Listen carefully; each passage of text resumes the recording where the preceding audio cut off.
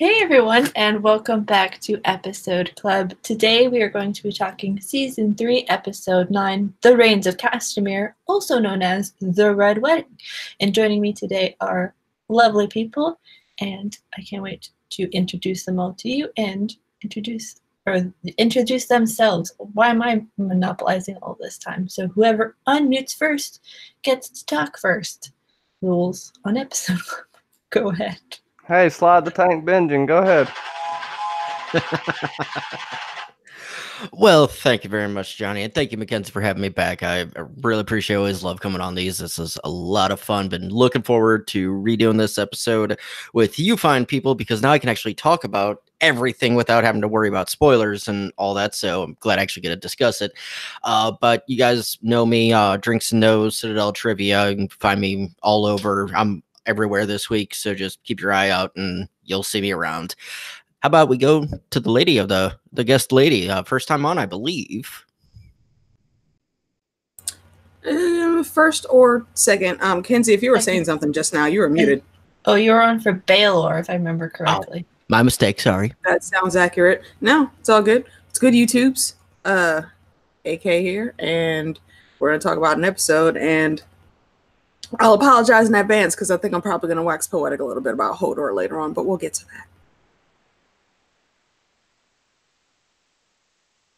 that.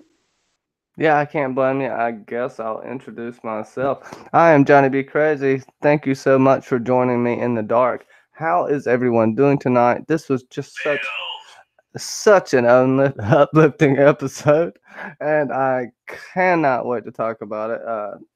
Thank you so much, Kenzie. No problem. That's about it. No problem at all. So, I guess we'll go through the more smaller scenes of this episode. First, to build up the anticipation, which is the Red Wedding. So, the first place we'll go to is Yunkai with Danny, Dario, Jorah, and Barristan discussing the gate, bed slaves, battle plans, and what's next for taking Yunkai. And then the subsequent scenes after that are the battle for Yunkai, and then them finding out that they have now taken Yunkai, and Danny going, "Where's my new boyfriend?" In not so many words. Go ahead. I'll just say one simple line about this. We've taken the city, you guys. Where's Dario? I mean, come on. Oh. Right. So I like the first part of this scene. Jorah, after he gets basically cock-slapped by Dario, he gets big-balled by him. Danny's like, "Oh yeah, we'll go with his plan," because Grey Worm says he trusts him. Jorah face palms Barristan. "No, sir, your place is here with the queen." He basically battle blocks him. He's like, "No matter our pride, dude, your pride just got slapped down. Now you're trying to just big ball this guy who could easily have his way with you." So I mean, and Barry just wanted to play with the cool kids for a little bit, man. He wanted to get out the house. You can't blame the man. Exactly. He wanted to do what he does best, and that's whip some ass. Yeah, I will give credit. Are we talking about the actual scene in Yunkai with Jorah and them? That is apart from Tower of Joy, one of the better small battle close quarters, because I love that actual scene, because you see three different fighting styles, so all three had a choreograph differently of how to do stuff, but you believed each one were experts in their field. So I really did appreciate the skill they put into that.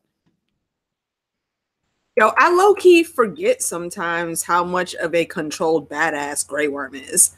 Like, the whole time you just see all of his movements just fluid. He four people come at him and he takes them all down, back in fighting stance. Takes down another set, back to the stance. It's just a pleasure to watch. Oh, he's a robot, no doubt. Yeah. Excuse me. Yeah, and this scene is just funny because he does that traditional move on Danny, and she just kind of doesn't even really react. She's just like, okay, and then Barristan he just wants to play with the big kids in this, and it's kind of funny because he's like, "You're the Queen's Guard," and it's like that was never actually had a formal scene, so it was like, okay, we were supposed to just assume that happened. All right. And then later, when they're fighting the guards in Yonkai, Jorah goes, "These are just the guards?" It's like, come on, Jorah. Like, really? Honestly, like, this is a city that we're talking about. There's, like, has to be more than just 5 of them. And it's, like, prepares him almost for 509 when he has to deal with the Sons of Harpy. And, yeah, when he, like, come back and he's like, I'm so tired. And it's like, where's Daria? He was like, oh, for Pete's sake. He's like, well, I missed my window of opportunity. And that, dude, these 5-6 minutes worth of scenes in SOs were basically Jorah getting dick slapped by Pretty Dario the whole time, and him not being able to handle it. And also, Pretty Dario smiles a little too much. And public service announcement, children, don't fight someone that smiles or laughs when they fight, because they're fucking crazy. Just so you know. Don't ever say Lord Commander didn't help y'all out. Yep. Nope, that's absolutely true. And one thing I wanted to add on to that last part, Jorah's just as much to blame for getting dick slapped. And that final thing of the "where's Dario?" He could have waited back with him. He could have walked slower, but no, he wanted to be the first one in the tent. The city is yours, my queen. He could have snatched the fucking flag from Dario. He was in charge of the mission. Yeah. What the fuck are you doing, letting this little dumb asshole come in here? Exactly. He gets to come in like with a big dick swagger. Khaleesi. I mean, you can't really blame Danny for getting wet. I mean, Pretty Dario ain't my thing, but I guess, you know, go ahead, girl. Well, I mean, I don't know. She's taken aback with him pretty quickly, but this is the first time she's did anything of the nature and thought about anyone besides Khal Drogo, and I don't know how long it's actually been. And to your point, fighting scenes were good. Wish Barristan Selmy would have got a little action, you know, just because he didn't kill the 2 gold cloaks unarmed on the way out, like in King's Landing we didn't get. But as far as Dany, yeah, I mean, I don't know, her gifts. I mean, you got to think the gifts she loves from a dude to steal her heart, bring her a couple of heads in a bag. You know, that's what it is. And Dany's a badass, but there's no way you can say she is all good. Dany is not all Dany is good. just easily impressed in her we'll call these her younger years. She's a bit too easily impressed. The fucking dude just smirked and was like, well, I think we should do this, and takes her hand and pushes it. No, we should go here. Why? Like, she was damn near cleaning her pants right there. Like, really? All this motherfucker did was point out a location on a map. Go sit the fuck down, Pretty Dario. I don't care about you. There. Right there on the map. You just slide it in right through that door. No, just a couple. I'll just put the head in.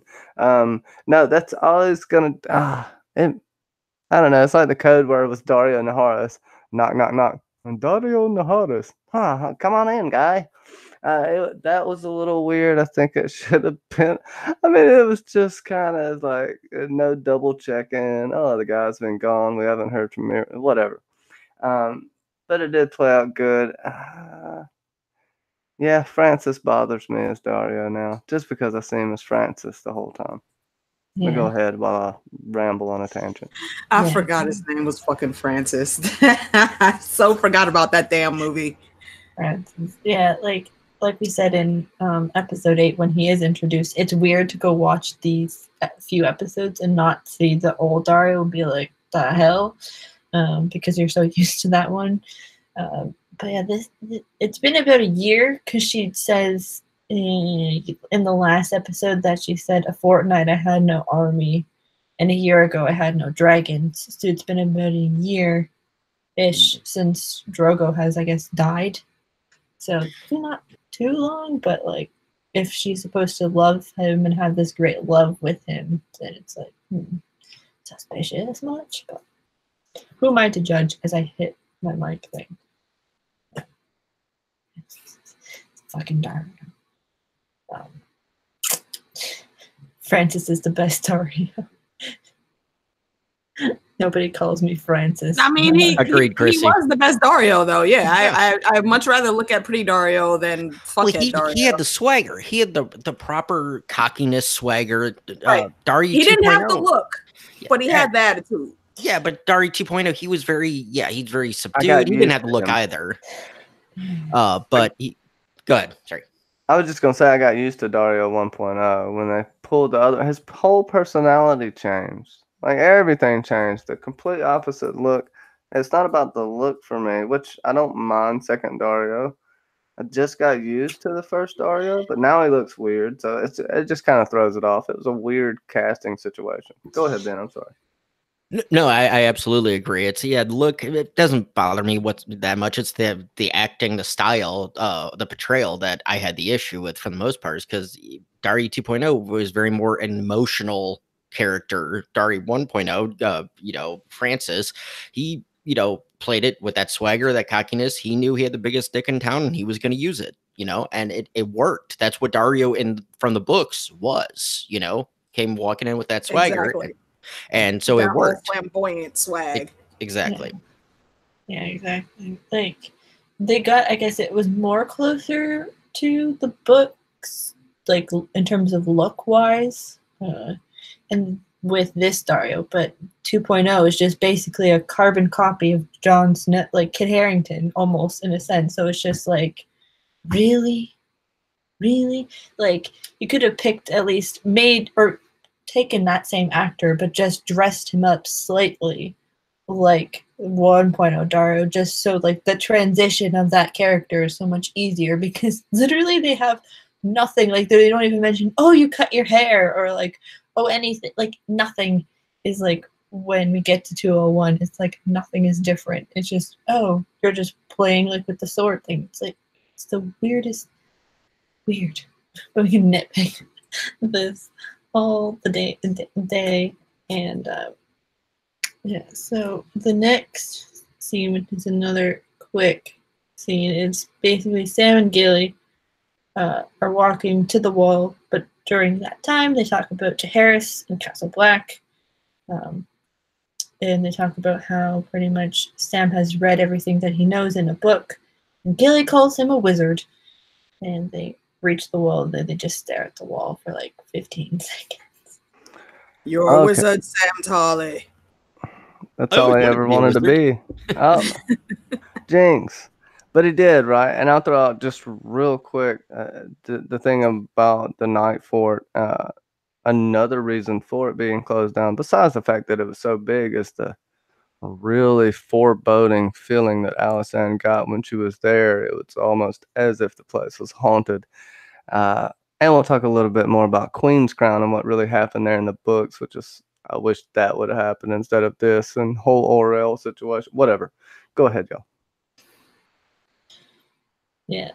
The only thing that I will really say about this scene is how much more of a fucking asshole Craster was. Like, Gilly said he told them that no wildling ever looked at the wall and lived. So he basically had them thinking they really had nowhere they could go and escape to. Like that type of freaking just ew, Craster. You're an asshole. Yeah, it's the cult mentality. It's the what is it? The village kind of thing. Don't go beyond the wall. Don't go into the forest. There's danger there. It's because you kind of convince them of the fears and the dangers out there. You never lose your pack, for lack of a better term. That you always have your stable that you can work with. Yeah, like the one funny thing and cute thing about this is like, how do you understand the marks on paper? Pretty much is what Gilly says, and it's just like, I read it in a book, and it's like that understanding of reading marks on paper means you're a wizard in her eyes, which is kind of cute. And she's like, you're a wizard, and the thing is, I don't think he ever told her that he's thought he was a wizard, or maybe it was once in season 2 before. Gilly is also easily impressed, almost in a way that Daenerys is this episode as well. Well, imagine if you never knew what reading was and you see marks on paper and he's just spitting all this knowledge. I read it in a book. I Yeah. read it in a book. Perfect analogy I can put to that is, you find if you're not musically inclined or something, watching somebody who knows how to read sheet music, it's marks on a paper and they're turning it into complete works of art. And it's like, how the fuck do you do that? So I can understand the awe that just reading marks on paper and getting knowledge. Yeah, true enough. It is interesting to see. Like I worked with a kid like years ago. And he was, and I think we had the radio on and I was singing something. He was like, how do you know how to like make your voice go up and down? Or I'm like, dude, you just follow the notes. Like you didn't have music class in elementary school. But I don't know. I grew up singing in church choir. So I don't know. It was never a big thing to me. But I understand how Gilly could be impressed, but she's still easily impressed. Agreed. And going back now and how impressed she is about reading, to find out that she reads the single most important reveal in season 7 by just going, there was a prince named Rhaegar and he married to this person, and it's just like, what? It's like literally like 4 years difference in terms of how she reads.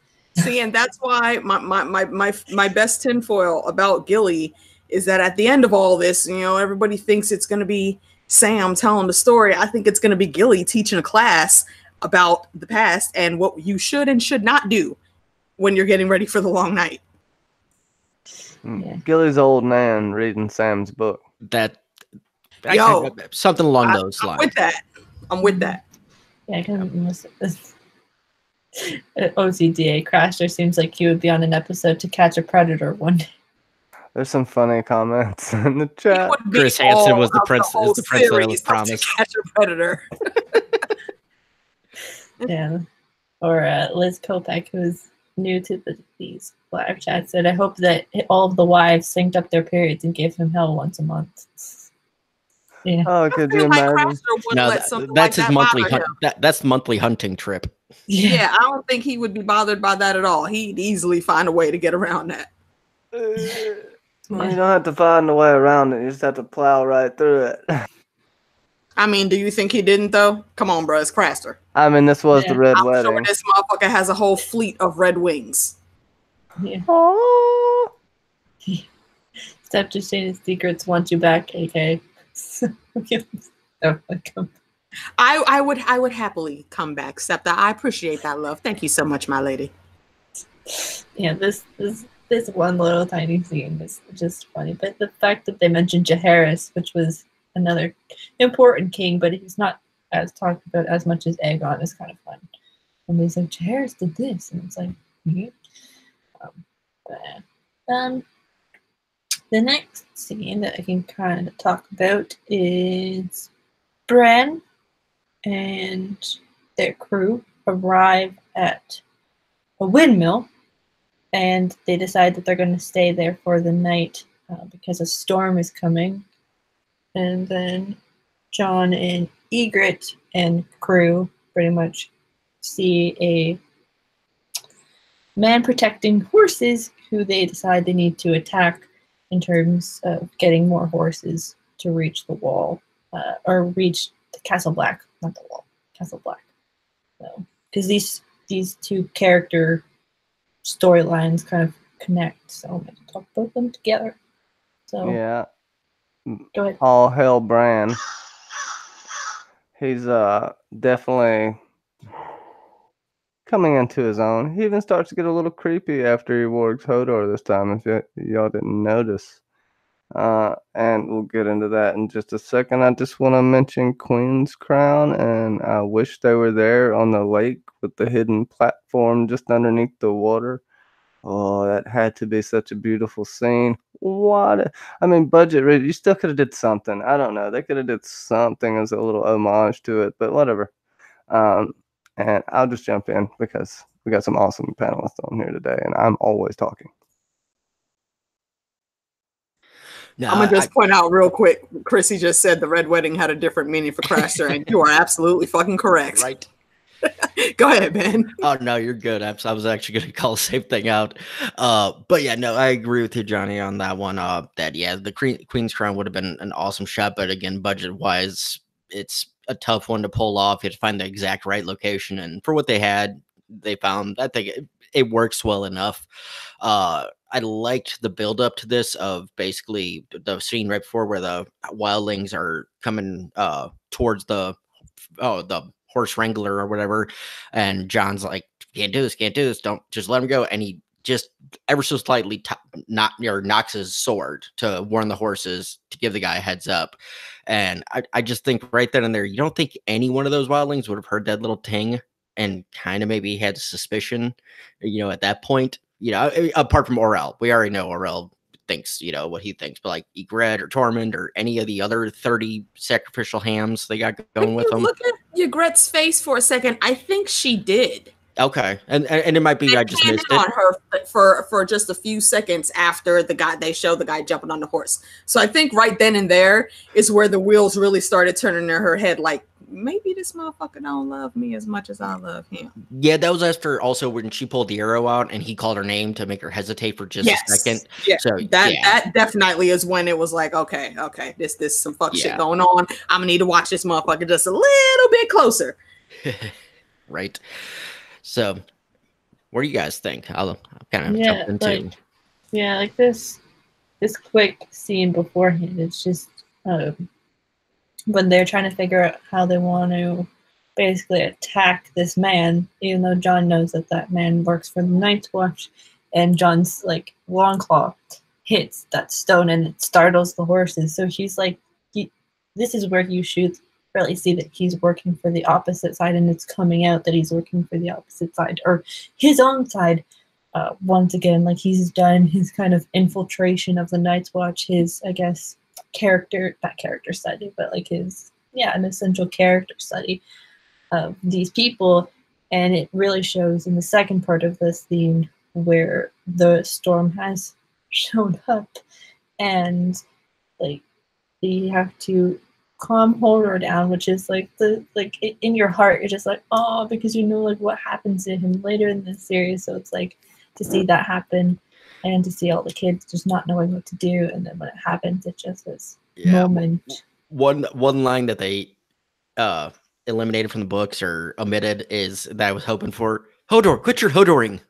It's so stupid, and it's funny. I wish they would have had it just to maybe break the tension just slightly. Also, fuck Orel. John heard them. Damn it. Fuck Orel. Yeah. Why did he have to live so long? And then John has this awesome battle. I know I'm getting ahead of myself. Awesome battle defeating the great Orel, who probably weighs 80 pounds soaking wet. I mean, come on. I'm joking. I didn't like the fact that they kept Orel around, but didn't really tap into John's warging. It pissed me. I mean, well, don't they forever have to have John in some type of love triangle, though? I mean, that's kind of their thing, and this is where the shit starts. Yeah, it's kind of the shtick almost. So who? John, Tormund, and Ygritte? That's what I saw. That's the love triangle I saw. No, Tormund wasn't worried about it on that level. He was worried about Ygritte, yes, but no. You stop that right now, young man. He was into John, not Ygritte. I know what you were talking about. You stop that right now, young man. Oh, this is a budding bromance. I love it. My favorite bromance. The best bromance. I mean, the one thing that I noticed, I was going to say, it kind of made me giggle because, this is John's thing. John always has a fucking cape on his back. He is forever Captain Save-A-Ho. When they went to make him kill that man, it started taking too damn long, and Ygritte actually stepped up and did the deed. And I didn't notice it. The many times I've watched this episode, I didn't notice until now. Ygritte was in a stance to fight with John against the rest of the wildlings after that happened. He, being Captain Save-A-Ho, pushed her out the way so that didn't happen. And you gotta commend him for that, because he didn't want her to have to take that blame after if something happened to him and he wasn't there to protect her. Exactly. But then we see Tormund. She's also kind of like a little sister to Tormund. As rough and tumble as Tormund is, this motherfucker is smooth, soft brie cheese inside. He is the most cuddliest of wildlings. I don't give a fuck what the hell he says about himself. He basically snatched your Gret up for like 3 fucking minutes. The camera was on them, and he was like, no, you're not going to die for one of them. I'm not going to let you die just because of this dude. No. So that was pretty much the only reason I think that she didn't get into the scuffle then. And Jon ended up escaping after Bran did the thing and Summer and Shaggy Dog jumped in the fight. Exactly, Chrissy. Saving hoes only gets you killed. Right. I mean, hey, but somebody has to don the cape, Chrissy. Yeah. Somebody has to put on the cape. So another thing about this scene is this is the birth of the scar on Jon's eye. And I always forget about like where it comes from. Like I've seen it in later seasons and I'm like, where the fuck did that scar come from? Like it's very prominent. Every time I show his face, it's always there. I'm like, I cannot remember. And it's every time I re-see the scene, I'm like, oh yeah, that's where it starts at. But I always forget 2 weeks down. Like usually I watch this when I'm drunk. So that's usually what happens. That's what happens when you drink and know things. Yeah. Jon, the prolific fighter he is, that will never beat the Night King in a one-on-one battle. The fact that he beat the White Walker above the wall so easily.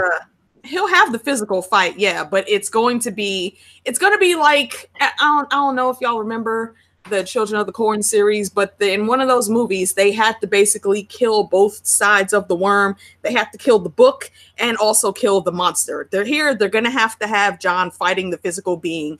Bran is going to have to be a knight of the mind and literally be fighting on the astral plane. That's the only way that shit's going to work. Yeah, but there's literally a problem with that. Jon is just not a good fighter. I disagree. In the books, he's definitely not a good fighter. In the show, he's a average fighter, just like Ned. He's about the same degree as Ned. That's all you can give him. He died once, but he obviously wasn't done yet. No, I'm not saying he's not a good fighter, but he's above average. But that's it. Like he's not like the Hound could beat the shit. Any of the friends hanging around could beat the hell out of him. Yeah, hell, Mance fucking whooped his ass as Rattleshirt. Mance owned him, yeah.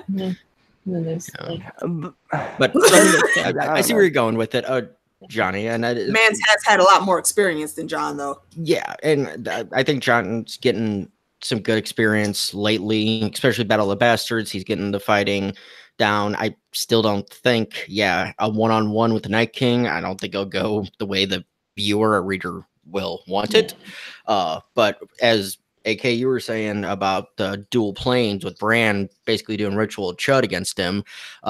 Pretty much. Yeah, I think between those two, I think, that could be a good possibility of working out then. It's going to take a group of people like Jon and a group of people. It's definitely not going to be just this one-on-one epic battle that people want it to be. I mean, that might end up being what they do in the show, but in the real story, that's not what's going to happen. So if let's try to think of 12, the last heroes, right? I know we're getting off tangent. The last hero and the 12 companions. You got everything from the Hound to Arya can be involved. What happened in this? Oh man, Night King goes out like Area Hotel. Also, what else is going on here? No, it's just that the Night King goes out by like Area Hotel. I hope not. I say he's gonna trip on a Weirwood route and like stab himself on accident with a, I don't know, Valyrian steel sword. Sam's gonna accidentally kill the Night King, Sam the Slayer. I do think Sam's gonna do it, or I don't know. There's a few other people.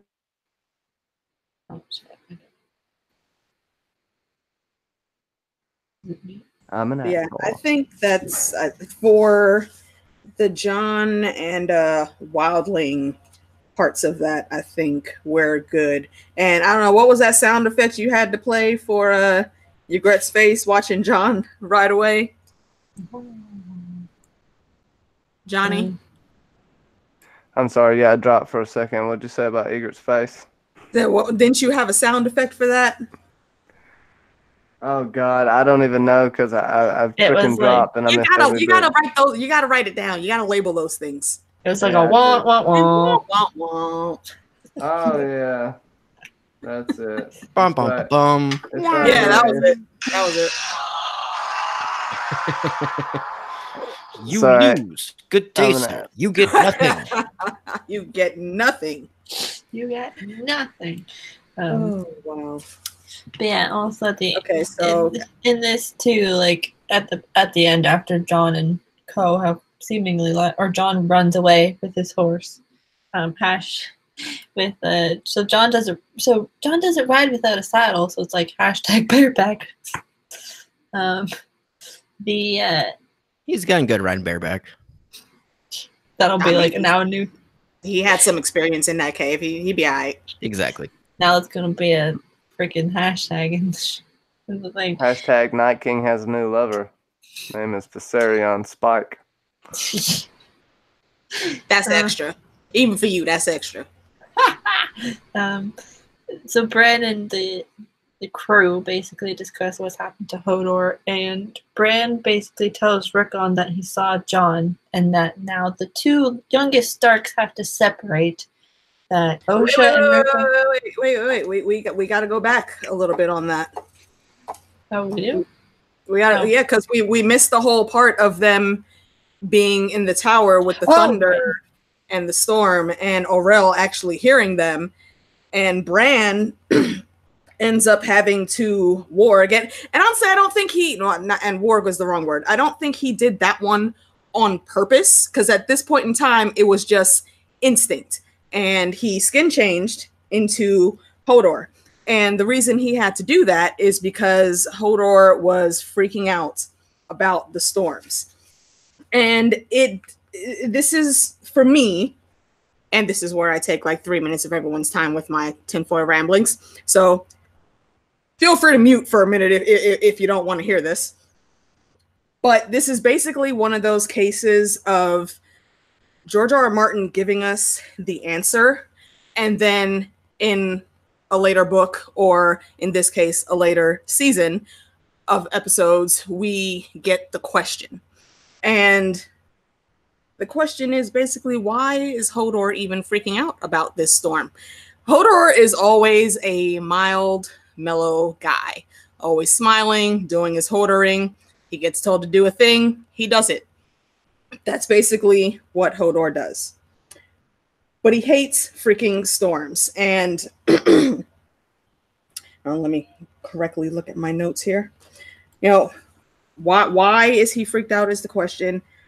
How did he know anything about a storm? And I think it's because he knew all this time that he was going to die in a storm. He died holding a door. And if you go back and watch that episode, there's a huge ass snowstorm going on then. And this is why he freaks out. Now, how did Hodor know anything about that? Because of our lovely Bran. Bran, you fucking fuck. Sometimes that's all you can say about Bran. He's a good kid, but damn you, Brandon. Present day Bran ends up skin changing past Hodor. While skin changed past Hodor could see our present day Hodor, as we're seeing him, being chased by an undead army of ice zombies and ice monsters coming to kill him and all of his friends. This is very akin to what is called a Lovecraft cosmic horror. You see some absolutely heinous shit and it fucks your mind completely.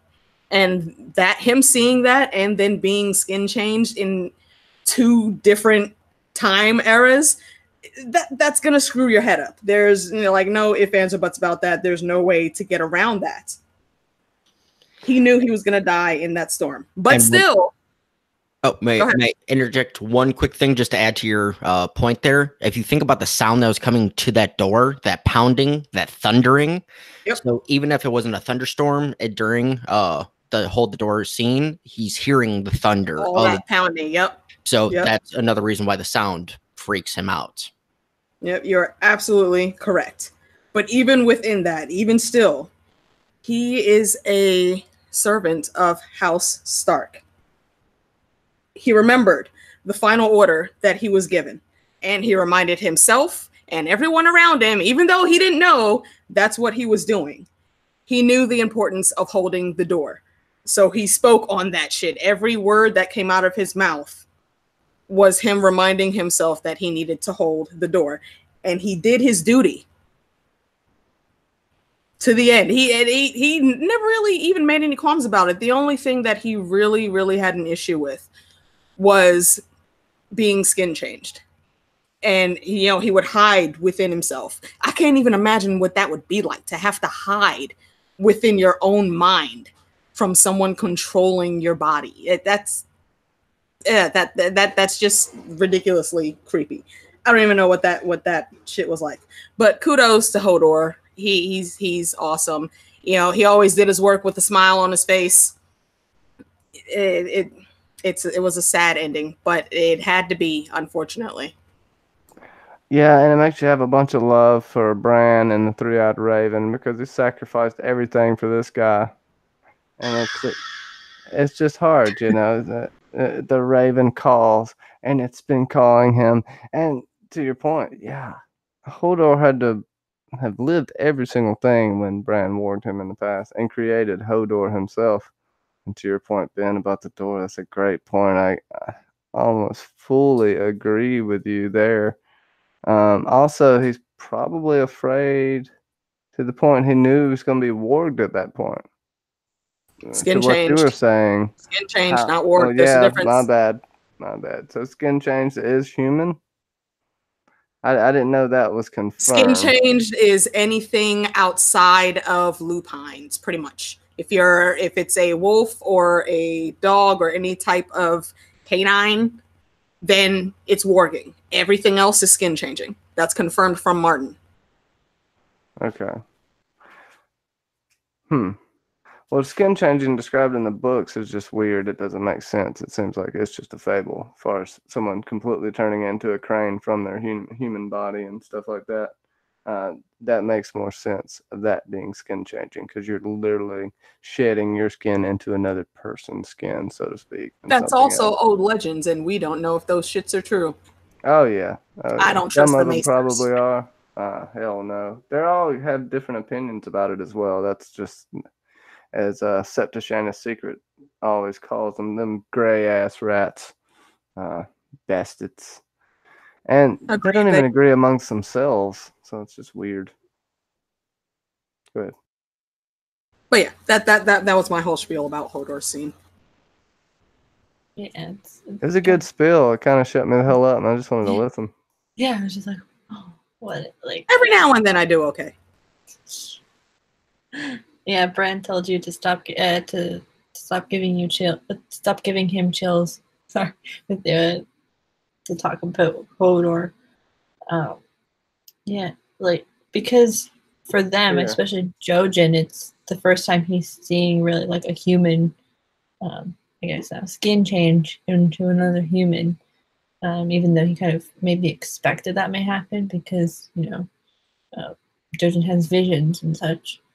So they were like all freaking out, and then obviously after that kind of happens, they discuss like that it happened, and that it's time for the two youngest ones to separate, and it's like sad, because that's the last time that Bran and Rickon and Osha really will see each other alive, and she's been implemental in the story since season 1. And can I just say, I feel a little bad that Little Walnuts gets his most lines he gets to ever say in the show, and it's literally a goodbye. It's literally like 4 lines, and the kid can actually act. Like, he made me feel like it's like, hey, he can't run a zigzag pattern, he can't run a post route, but he can. I can't blame him that much for that. Come on, man. Tonk should have been giving him some apocalypto lessons. Come on, man. Exactly. But he can actually act. He can actually, he had some chops that made you feel for him. And so the way they played his role really undercutted him to make you just not give a shit about him come season 6. When he died, honestly, it's like I had nothing to feel bad about. It was a little kid that died. That sucks, but there's nothing to grab onto. That if they would have played up his actual character a bit more, it would have had a bit more of an impact, instead of him just being a side character being drug along.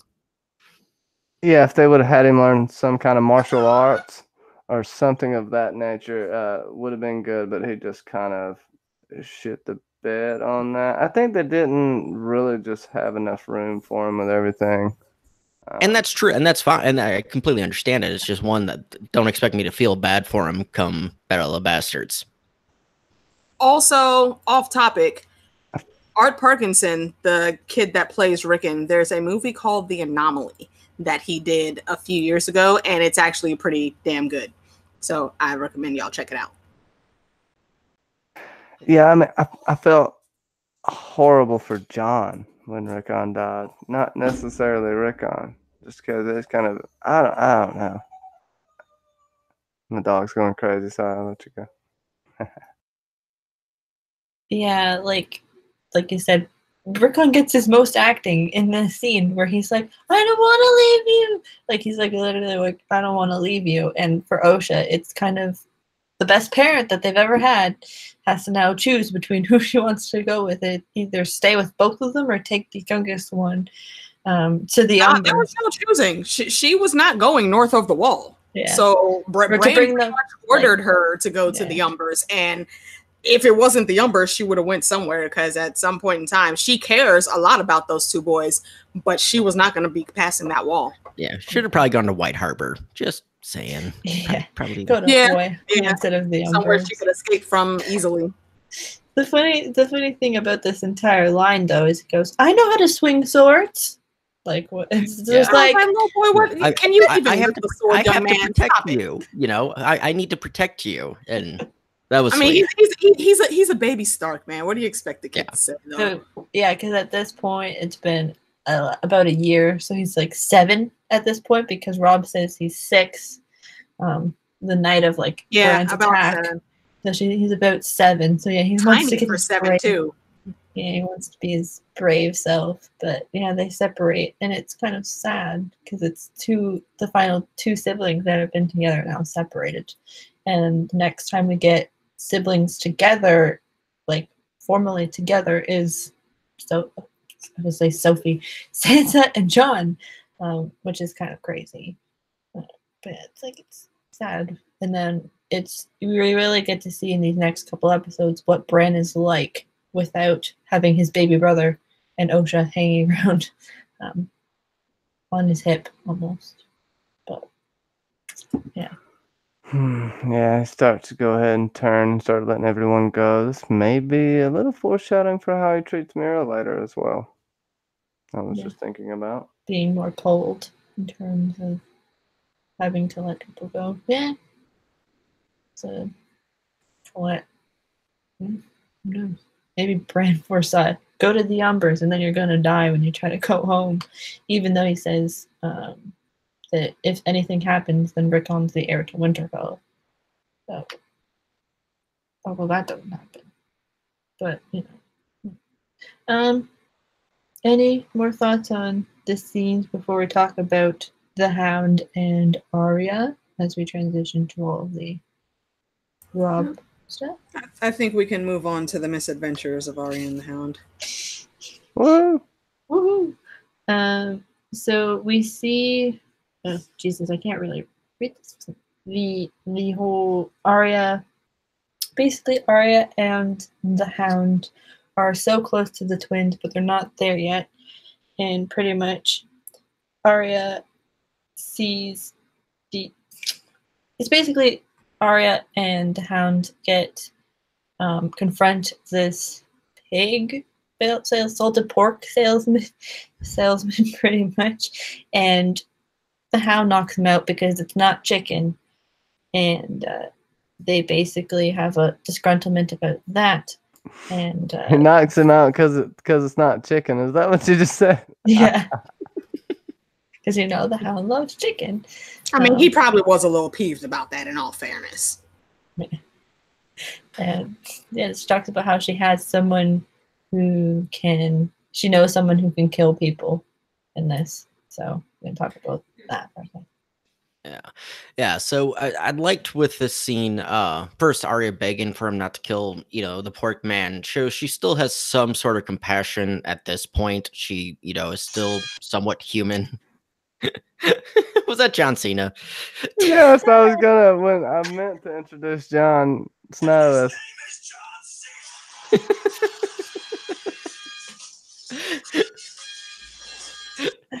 So, but one thing that this watch throughs made me kind of think of with this scene, did anybody else get the feeling, and it made me think back to when I first watched it, of them leaving the pigman alive, kind of the callback to the farmer with Jamie and Brienne, letting him go and leaving him alive, of he knows who I am. He knows, this and that, and it comes back to bite him in the ass. I kind of had a feeling like going into this episode that could play they could throw in something after the twins or something like that. I knew what was coming on this one, but I'm like, I could see them bringing that as a trope back. We let this guy live, it's gonna bite you in the ass, kind of thing. Your good heart's gonna get you killed, kind of thing.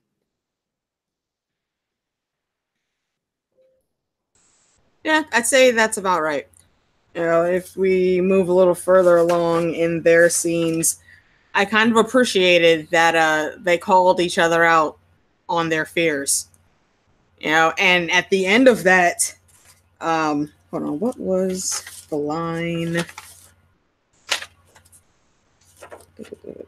Okay, Arya says, "Someday I'm going to put a sword through your eye and out the back of your skull." And she turns and walks away. And the Hound is really just sitting there like, well, shit. It's almost like right then and there, you can see that he respects what this little girl could actually become someday, and he digs it. Oh, Right. She walks right up and just...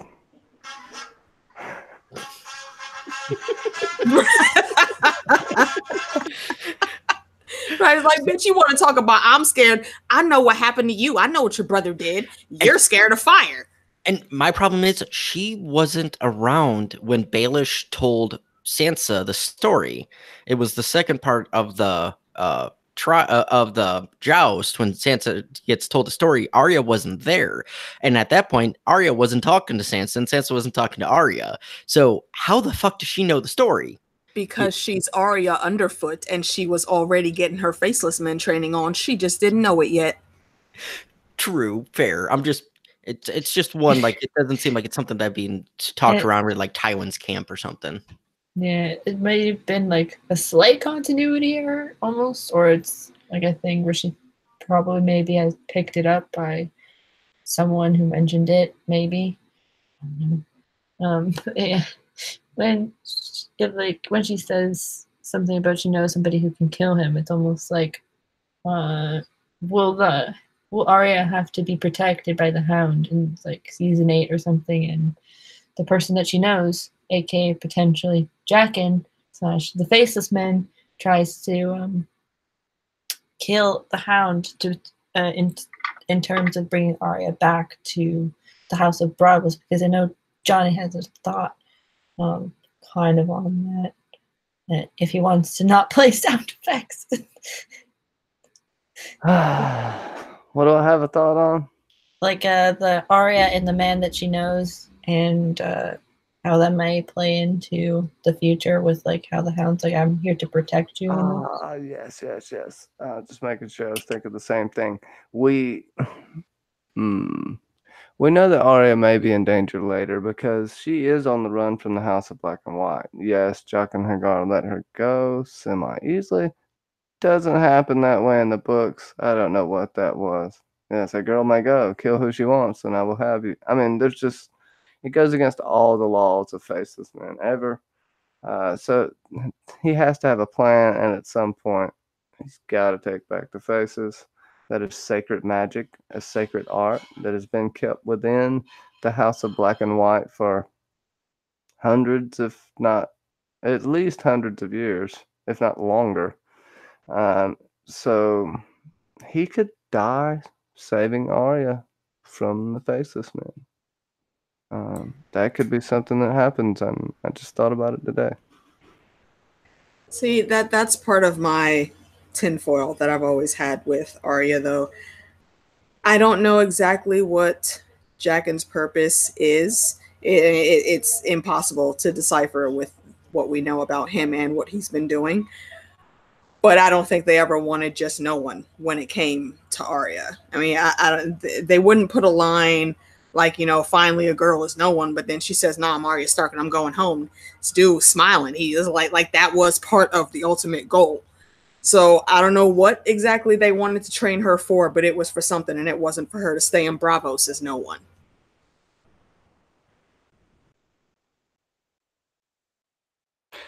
Yeah, I don't know.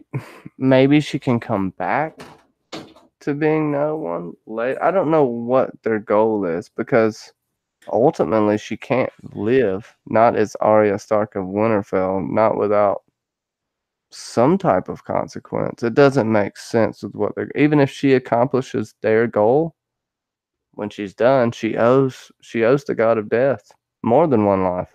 Yeah, at some point in time, the bill does come due, but what exactly the bill is for is what we need to find out. Yeah, Totally agree. absolutely. And it's one I think the show is dropping the ball on explaining a bit more than what we'll get in the novels and everything like that, for because I do think there is something deeper with the Arya training and storyline. I think she has been handpicked for a long time. I am on the boat of High Syria. five. And that's fine. High five. You know, I don't think Jaqen is the kindly man. Because Jaqen is somewhere else. He's down in Old Town. Yeah, agreed. But I think Syrio is Jaqen, or a form of it. I just kind of go with that. So I think from that aspect, she was picked to be a part of something. What she was picked for, I don't have any idea, and I don't think the show writers honestly have any idea. They just took the storyline they had and kind of built the assassin character around it. But I think George has a deep plan for her that will include something along with a bill being due in the end.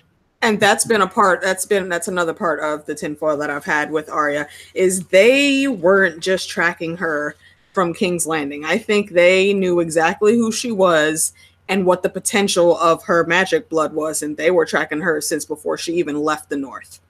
Yes. I don't know how or why they would have that information, but it's the House of Black and White, and they have a bunch of mystical shit. So I think they're fully capable of seeing different things happening all around the realm without actually having physical spies there. So you're spot on. I totally agree. And there are 11 others that go out into the world that we know of, not including Jaqen. And this is in the books now. And did someone say that Jaqen was the kindly man? He is in the show, just because. He is in the show, but no, Ben was saying he doesn't think he is in the book, and I don't think he is either. Oh, no, definitely not. Definitely not. I think we're all in agreement on that. Student loans. Yeah, Arya's going to have some student loans to pay.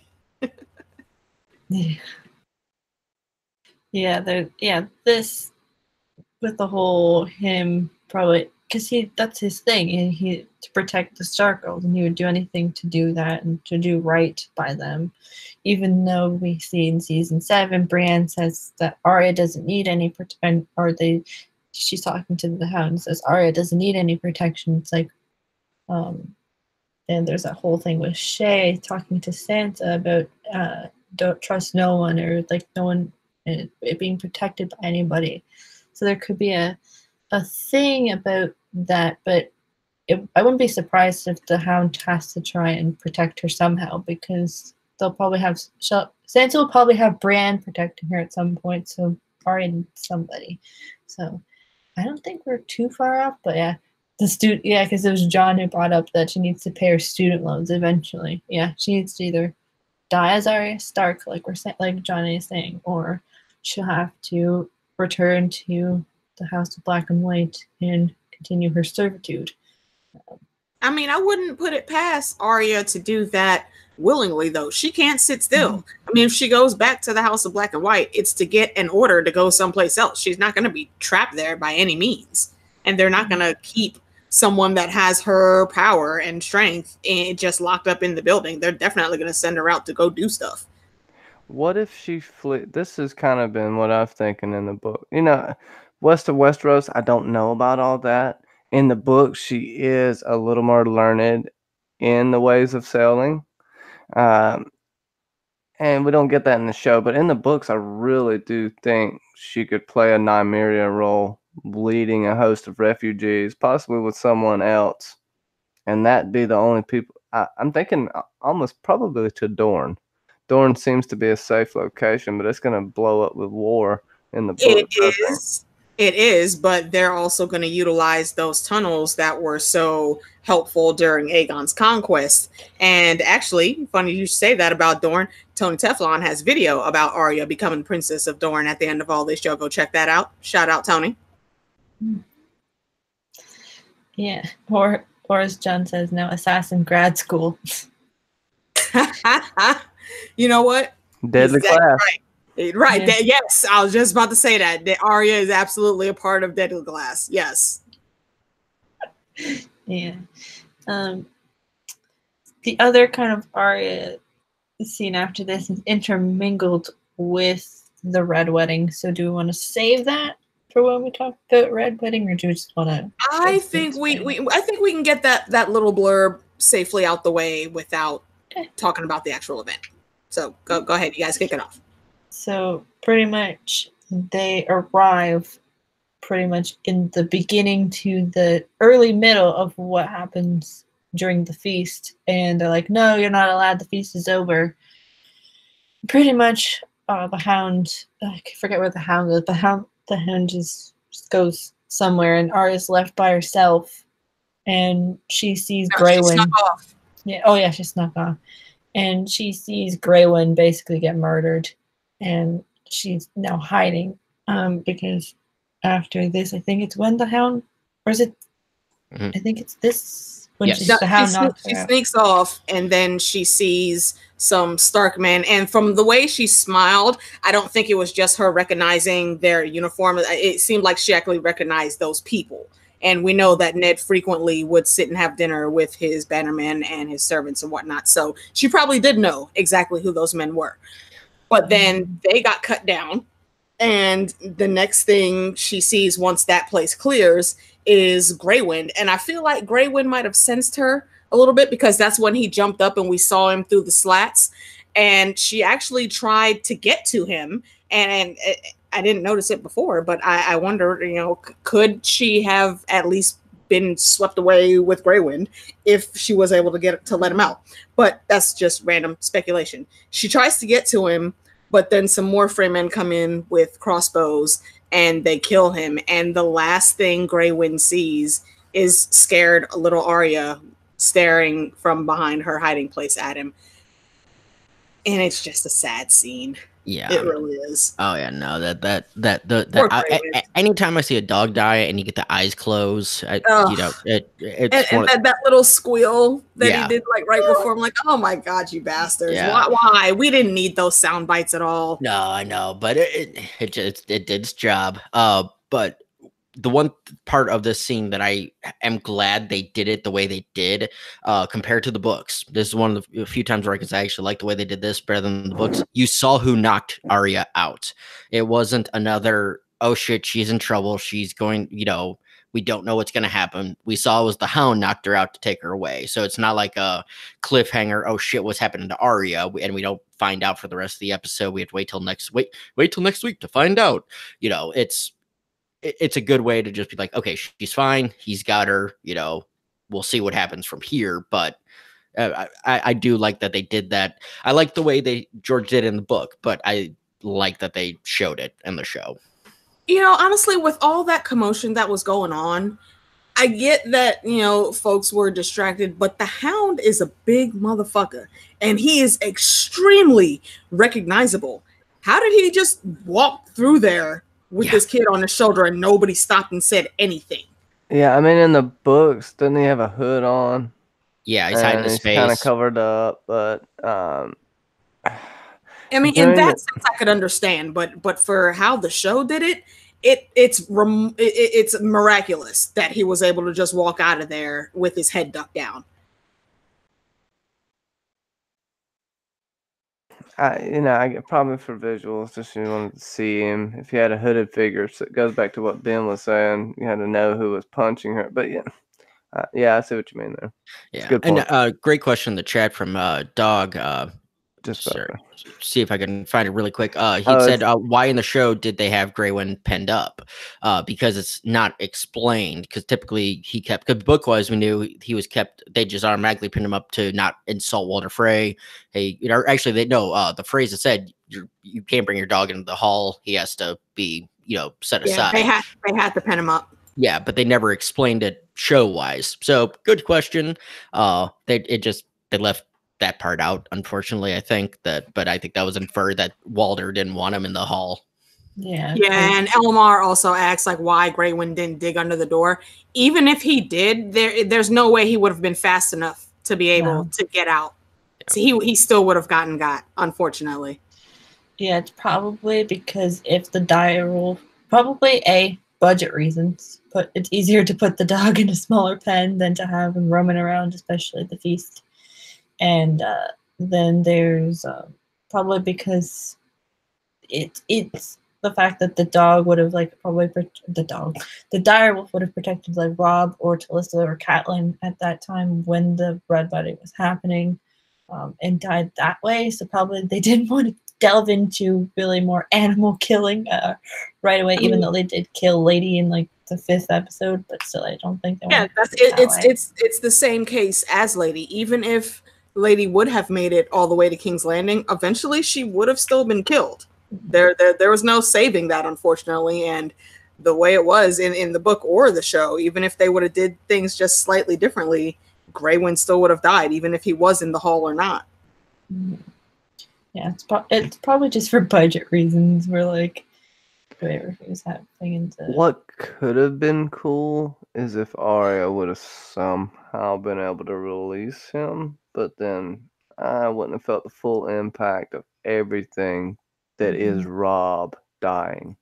Yeah, that's what I was saying earlier. It would have been cool to see what could have happened if she could have released him, but and the one thing we could have also seen was maybe a scene like when Jon died. If when Rob fell, it wouldn't have been Mother.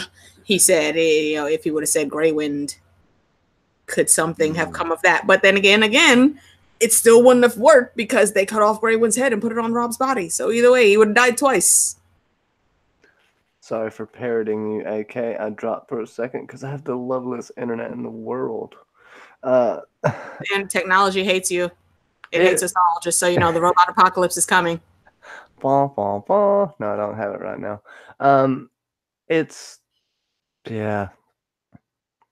Scene was tough. The whole episode's tough after this. Oh, go ahead. Yeah, it's a tough scene to watch. Like we're talking about a fake. It's at this point, I think they were fake, fake wolves at this point. Like watching that die compared to like watching Rob, Talissa, and Kat and all of the Stark men dying. It's like not so much because like especially with this rewatch, it's like at this point you're almost like tick. When's Rob gonna die? Tick. Like you're waiting at this point. I thought I was the only one that was doing that. Every time they cut back to the twins, I was like, okay, wait, no, this isn't it. No, this isn't it either. Yeah, it's just like tick, and then you finally get here, and you're like, here we go. Speaking of which, I think that's a good segue. Let's get into the actual thing. So the first scene actually of this episode is Rob and Kat discussing their final movements onto before they actually reach the phrase and what's next, aka how they're going to take Castle the Rock, and pretty much the only way they can do it is a certain way. I can't remember all the battle tactics of it, but basically they have to take it a certain way or else they're going to end up like Ned or worse. And then they show up, they take the bread and salt, and Walder Frey introduces all of his daughters and granddaughters, and I don't think he has had a great-granddaughter yet, but all of the daughters.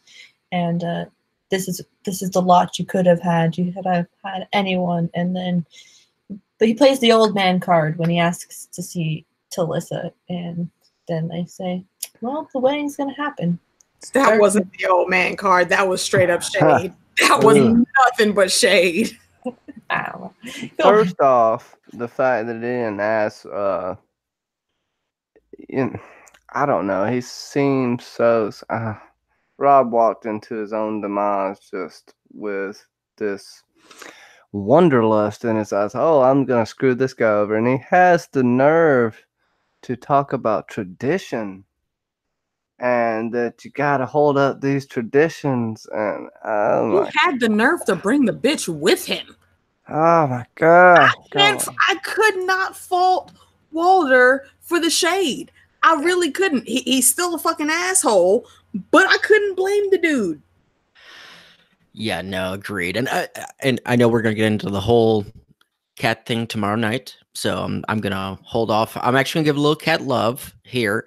They fucked her over by getting rid of one of her baddest ass lines from the books, because in the introduction of Rob to Walter and everything, they go through the whole spiel, introducing the daughters, doing all that, and then right as he's about to wrap up, Catelyn's like, whoa, whoa, whoa, whoa, whoa. Food. We're hungry. Can we get some bread and water here? You know, like reminding you, we need these fucking guest rights, you know, but they opened up the scene with the bread and salt and all that. And I kind of dislike, because it gave Cat that one little smart thing of, hey, if we get this, you know, they cut that line out from the previous scene, which should have been in the previous scene, to say, hey, remember to ask for bread and salt. But then when nobody does and nobody offers it, she calls it out. So it shows a little bit of intelligence on her part of, hey, if we do this, we're going to be covered.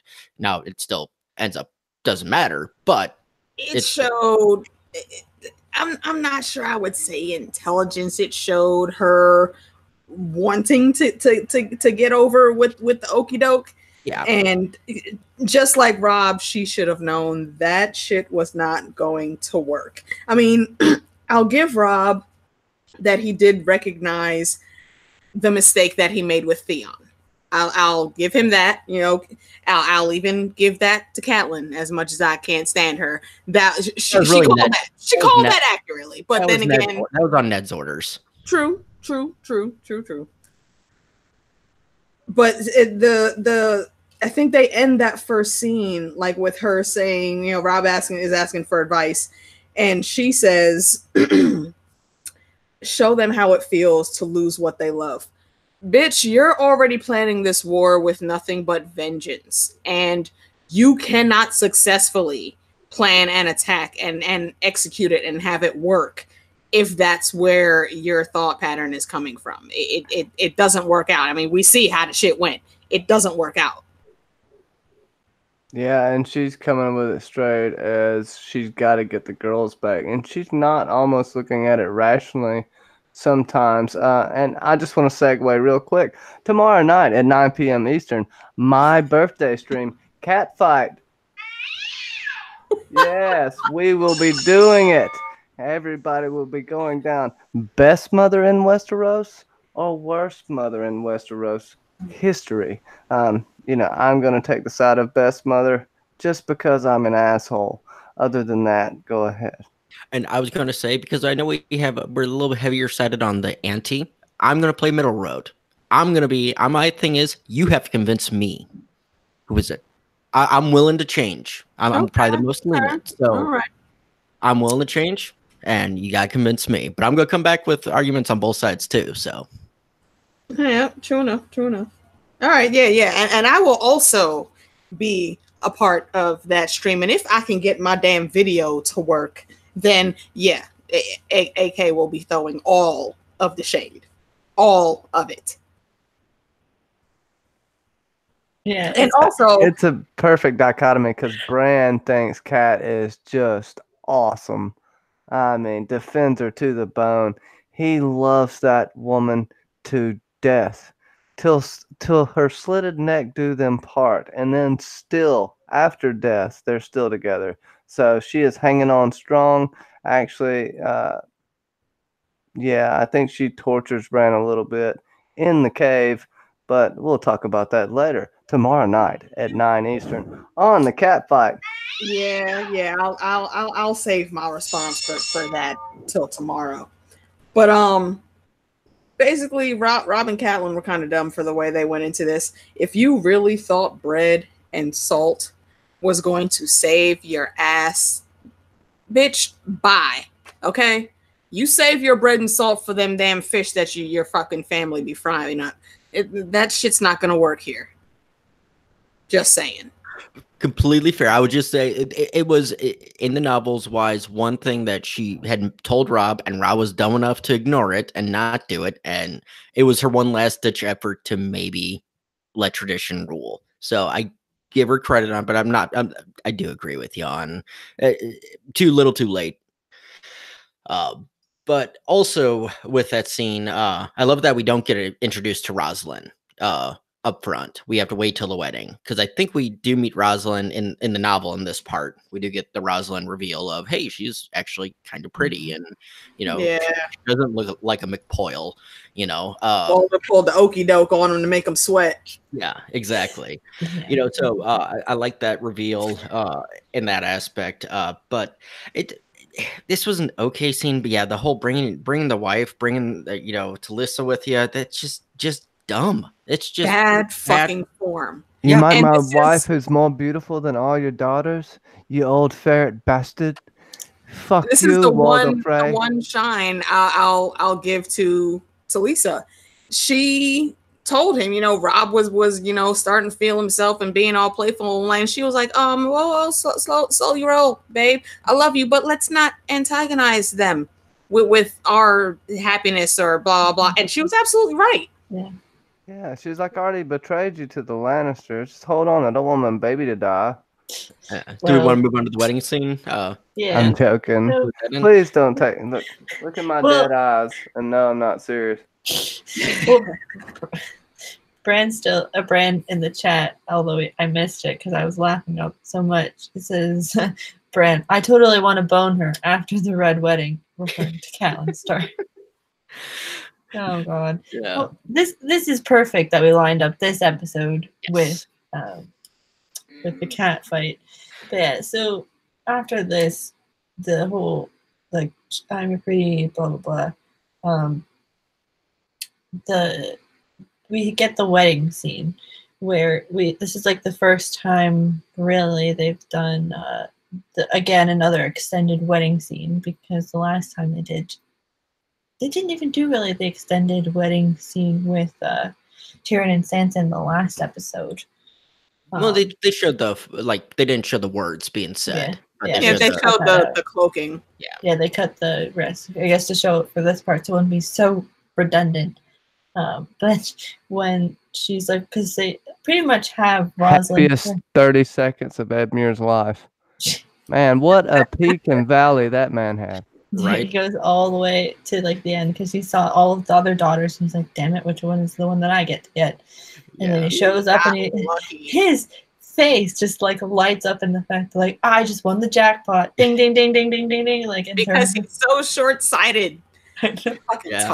My note was Edmure gets a bowl to put his floppy fish in. So pretty much.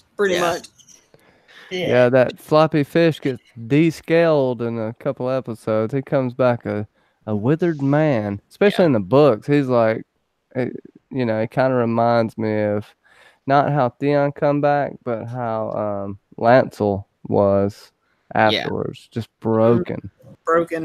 Well, you figure that's the last night of his freedom, because he's been held captive under the twins since then, or actually Castemere Rock, book-wise. But but with it, I do love the look of Walder to Rob, when she's coming down, or when he turns around and he's like, meh, meh, eh. Not all my whelps look like fucking trash. You could have had that one, but I made that, you son of a bitch. Yeah, I got lucky with one. Bypassing all of that, my favorite part of this clip of the scene was Blackfish. Blackfish happened to catch the eye of some of the older single Frey ladies, and they looked at him all smiling and shit. He turned around and noped the fuck out of that. He was like, "Oh hell no, y'all are not setting me up with that fuck shit." Yeah, it's like, nope. You already got one. You're not getting all the Tully men. It was almost like when Brienne turned away in disgust when Tormund smiled at her. It's just so fucking classic. And Blackfish comes through with the comedy again. I love that dude. Yeah. It's just, the whole Thank goodness for reaction. prostate problems as well at this point. It's lucky he was pissing Westeros. He was fucking lucky. He had to go take a piss. Yeah. One thing that I wish they would have had the great. I want to say it's Great John number or the or how was it? Great. It was Great the John Great was John. With Great the John. ham fist. Who had to like be out drunk? Who out drunk like 6 Freys? And was still kicking ass when the fight started. Yeah, Yeah, they were all passed out. Oh. yeah. I wish that one would have been added in because we already had the Great Oh. John in there. Just bring him back. You know. Yeah. I would have loved to see that and see freaking Mage Mormont. How the hell did you give me just a 30-second clip in this whole fucking series of Mage Mormont? That woman is a certified badass. Come on, man. You couldn't show her literally swing the blink. club once? Blink and miss her. And Yeah, pretty much. Her and Daisy. yeah, and she's like the epic mother of all the children characters. She's like of the If you want to favorites. talk about Like, a yeah. great mom of Westeros, you look at fucking Mage Mormont. Exactly. Like it's crazy, like what happened, and the whole audience reaction to the fact that Admir's getting married is just like so funny. And Kat and like Rob kind of is like, phew, but he's like slightly jealous of the fact that he's like, oh, it's like, damn it, I maybe did make a mistake almost. But he's like, no. Yeah, she's actually my age, not 10 years older than me. And she's not And as I don't think he felt like that though, because I mean, I know. Lisa's still hotter. Oh, yeah. the- It's a tough call. Hot Frey versus a girl from show. That's a a tough choice. yeah, and obviously after I this, say he was doing this. Yeah, pretty much. Yeah. after the wedding scene, we see that the feast has happened and everybody is celebrating. And basically, Kat and Blackfish discuss how pretty much Edmure was like, no, like 3 episodes ago. And now he's like, okay, I can actually deal with this. And Blackfish is like, yeah, I don't want to deal with him. And thank God I basically don't have to deal with him anymore. And we see that Roose is now sitting at the table with Kat and Blackfish, and he's not drinking while everybody else is, which is like a alarm bell should have went off at that point, because he says alcohol or wine dulls the senses or something like that. And Rob and Talisa say that they're going to, if the baby's a boy, name it Eddard Stark and teach little Ned Stark how to ride horses. And then the doors close, the Rains of Castamere plays, and the greatest scene, pretty much, or one of the most iconic scenes in Game of Thrones happens. So Here's the thing, though. Catelyn kind of had an inkling of something even before Blackfish left. She kind of had an inkling, but she smudged it over. I think Rob just flat out ignored shit. Like if you go back and look at that, Walder Frey is sitting at that table drinking, staring daggers at this little boy the whole damn time, and Rob is just fucking oblivious to that shit. And I don't understand why. When the bedding scene happens, what the hell's the girl's name? Rosalind? yeah, there's Rosalind Frey. Yeah. Yeah, she does not have a happy look on her face at all. Not because she's worried about the traditional ceremony. It's because she knows exactly what's about to happen. And she was lightweight feeling Edmure. I don't think she genuinely wanted that dude to die. She actually wanted to have her little husband marriage and be family to the king in the north. But that shit wasn't going to happen, and nobody was paying attention to the look of terror on her face except Talisa. But Talisa didn't work out the reasoning for that correctly. She thought it was just because of the ceremony. And that shit did not work out. And Rob, Grey Wind, he already felt the signs, but Rob wasn't anywhere near him to listen to the warning. Again, Rob stopped listening to his wolf, and that shit had some dire consequences. Yeah, Rob listened to Yeah, pretty much. That's that chasing the booty will get you in trouble every time. Stop thinking with your dick. Yeah, no, and it's one of those, because watching this scene, I knew it was coming and had read the books, but even when I was reading the books on it, I this was one part that I'd gotten spoiled on because I started reading them, then I started looking stuff up, and they were talking about the red wedding, and I finally looked it up and was like, oh, okay. Didn't really care. Read it. It was like, okay, cool. Then I watched this scene, and I'm like, okay, this is actually really fucking well done. And luckily, I'm sitting at the bar watching this because my internet and all my electricity had gone out. So I walked up to the bar and go, I need 3 shots. They go, you don't do shots. I need 3 fucking shots right now. And then you hit the don't ask no jukebox. questions. Yeah. Just give me what the fuck I ordered. Yeah. Yeah, pretty much. But the part that got me really was the Talissa part. Didn't see that because I'd planned it on her being the spy. I thought they were gonna roll with it, plan her out to be the spy that Jane Westerling's mother is, and just go with it.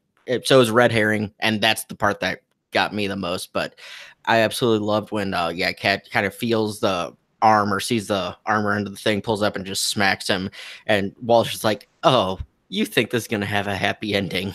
Wait, well, I mean, but was it a red herring though? True. She was expendable. Oh yeah. Oh, absolutely. And it's only just a theory, but I like that theory, and I think it was perfectly found because, like Tywin said, Rob is going to be his father's son, and look what happened. Yeah. So you think he because Tywin probably because Bray probably didn't know Talisa was a spy, right? Exactly. So in his eyes, he was still in the Stark camp, and for Tywin, it wouldn't have mattered because she's some random expendable pawn in his game.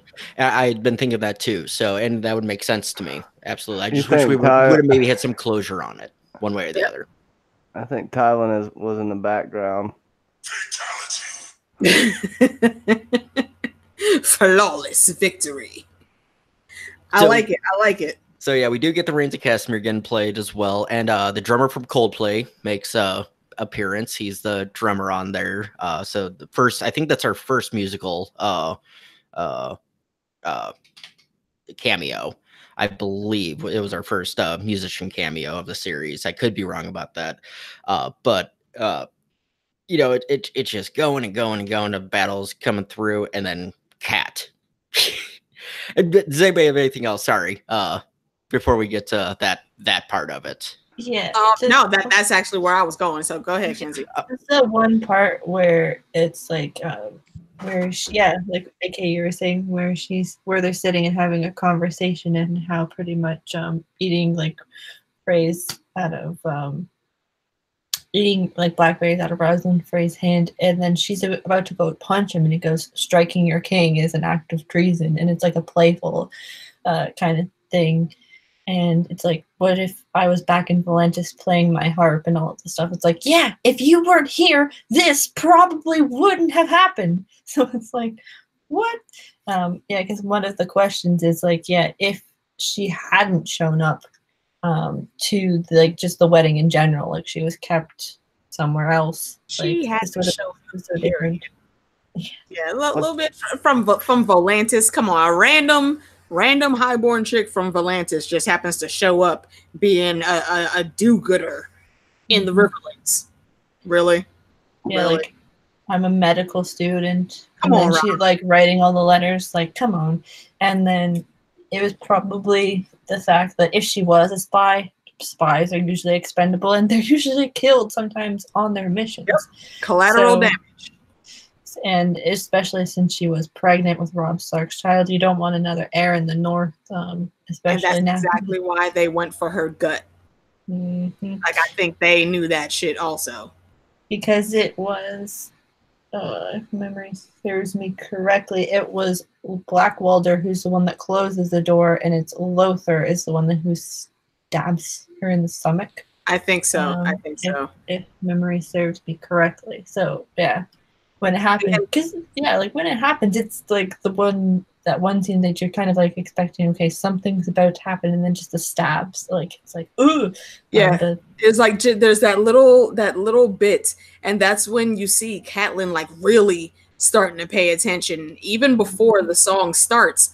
But she notices too late to do anything effective to try to get Robb out of there, and it sucks that's one bit of shine I'll give her, and the second bit is that she followed through on her threat look, that is my boy, my first boy. Exactly. Let him live. Okay, enough. You've gotten your blood. Blood is paid for blood. We can be done with this right now, and we'll all just leave. Otherwise, I'm gonna kill this bitch right here. And Walder Frey, the fuckhead that he is, he was like, yeah, okay, I'll just get another one. And she follows through on her threat and shanks that chick. So I'll give her that. Yeah, and in doing so, she completely goes, Johnny, go ahead.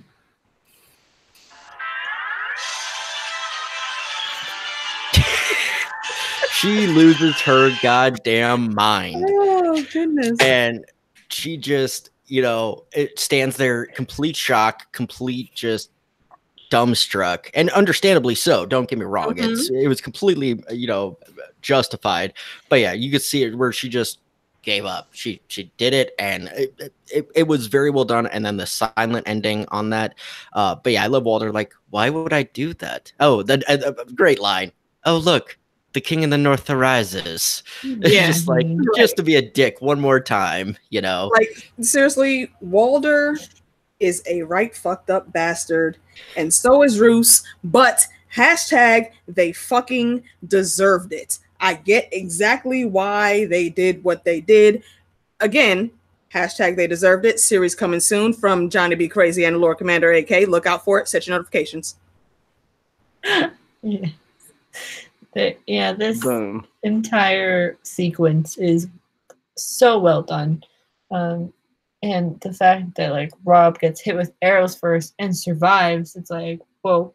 And then, the fact that she, like, the one kind of like, moment is that Catelyn has to obviously watch her eldest son, who's either Brandon's son or Ned's son, just get murdered right in front of her. By a man who they thought they could trust.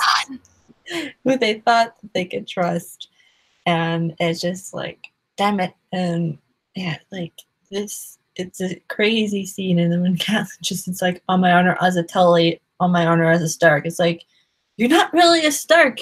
You've only married into that family. Unless all of a sudden, once you get married, you just get automatic Stark blood. Like, what? And he's just like, whatever. I can have another. He's like, I can pretty much have a mail order bride in tomorrow morning. It doesn't matter to me. But when it comes to Catelyn names, it's like, I can't remember his name. The fucking dude that was on Luke Cage season 1, or maybe it was season 2. I don't remember when they were talking about Black Mariah. It's not Mariah Dillard. It's Stokes. It is not Catelyn Stark. It's Tully. That bitch was never a fucking Stark. Can I say something as well? Go ahead, Johnny. This kind of kills your whole cat defense here, because there were 2 innocent people that got killed in that room. Yep. The girl's throat cat slit and the baby. Yep. As far as I'm concerned, everyone else, they were asking for it. I'm sorry. Like, they walked into their own Ragnarok, if I can get all Vikings on you. Yes. Okay. Yeah. Yeah, no, absolutely agreed. And even I can understand the argument for the bride. The bride didn't really deserve it. I would have liked to Jingle Bells. It kind of would have made just to have, but we don't have any fools in the show except for Dantos. He's the only fool we've ever gotten. We don't have Patchface. We don't have Moon Boy.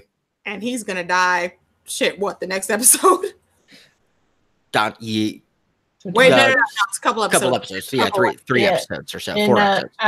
After 403 is when Sir Dantos is murdered by Baelish. Yeah. Yeah, fools definitely don't last long around here. Yeah, they got some funny ones in the chat. Like Catherine Harding says, if Rob had seen the Frey girl first, then he would have kept his head in the game and not a second thought when he met Talissa. Right. He could have gone in and met with Walder Frey. He could have balled up and not listened to Mama and said, hey, I'm going to go in, be the true king of the North, because I believe he's already crowned king of the North by this point.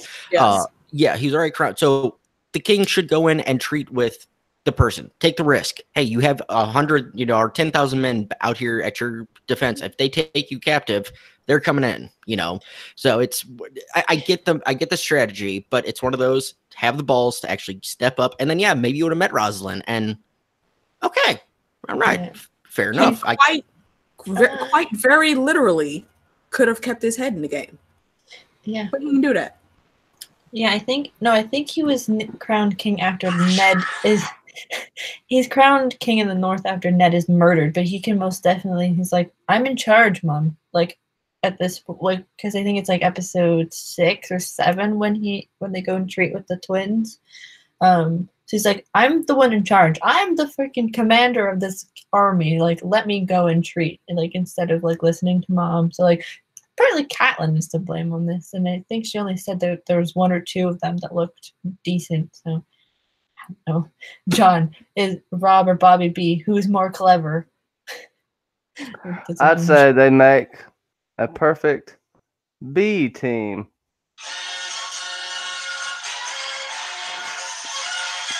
I ain't gonna disrespect the 18 like that, bro. Don't do that. Don't do that. My humblest apologies. Okay. Don't bring Hannibal a new toy. FBA into that. No. Keep them out of this nonsense. Yeah. Also, we see Bran, the bearded builder, just giving a whole bunch of broken heart emojis. It's like, yeah, poor Bran. Here, Bran. This is Bran right now. He's like, wow. Like, oh, gearing up. Yep, we tag teaming on that shit tomorrow. Yeah, it's like, So ends the show on dead silence. Anybody have thoughts? Like, personally, I absolutely love that. That's a perfect ending. Absolutely, the impact. Because it's almost like it makes you wait to see more. Like, no, wait. So there's got to be something else. There has to be, and no.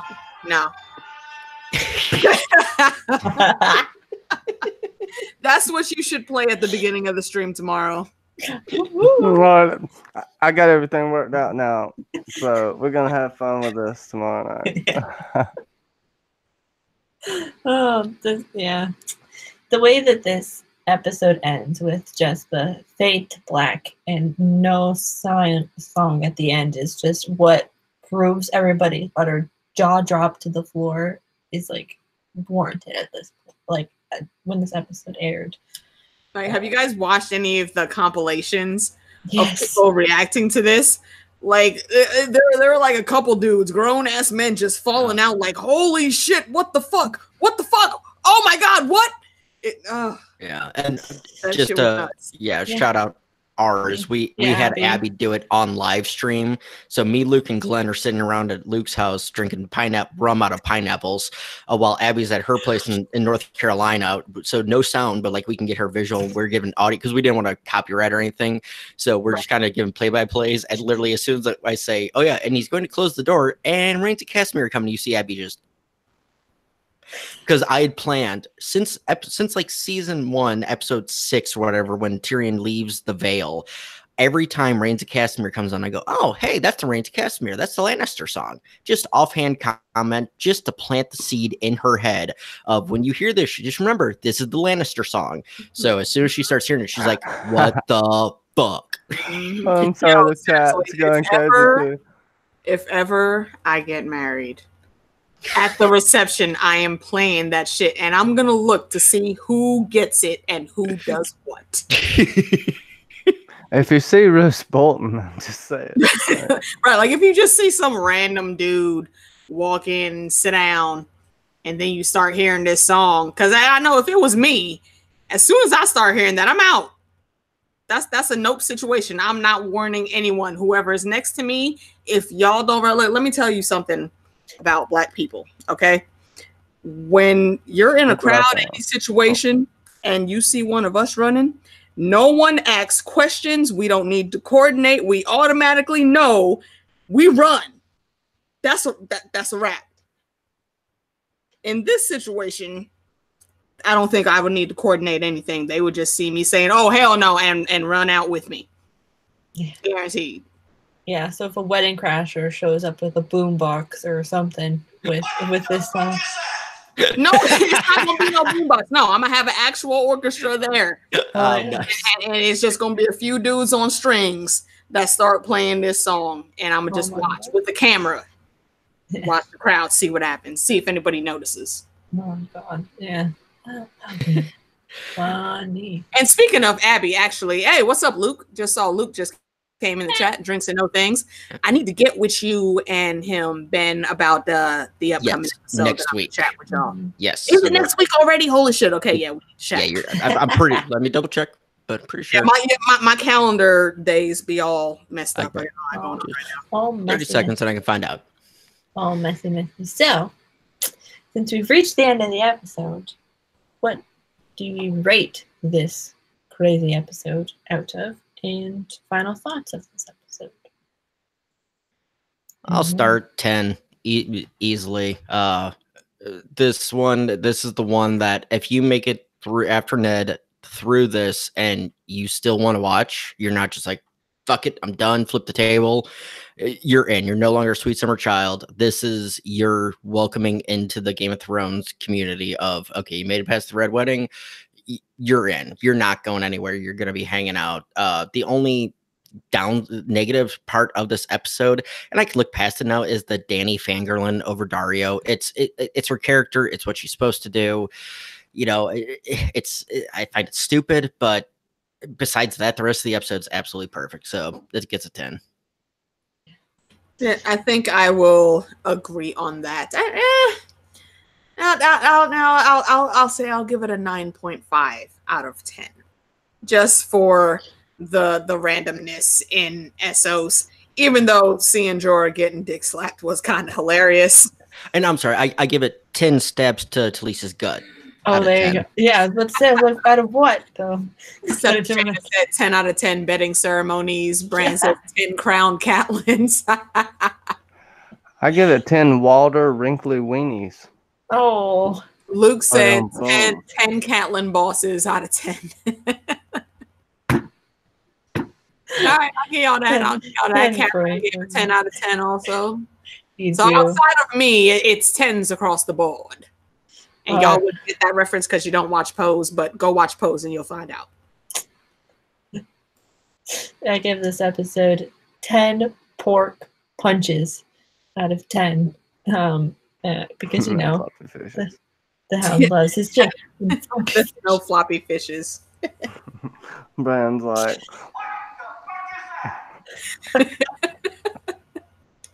Night, Luke. Thanks for stopping in.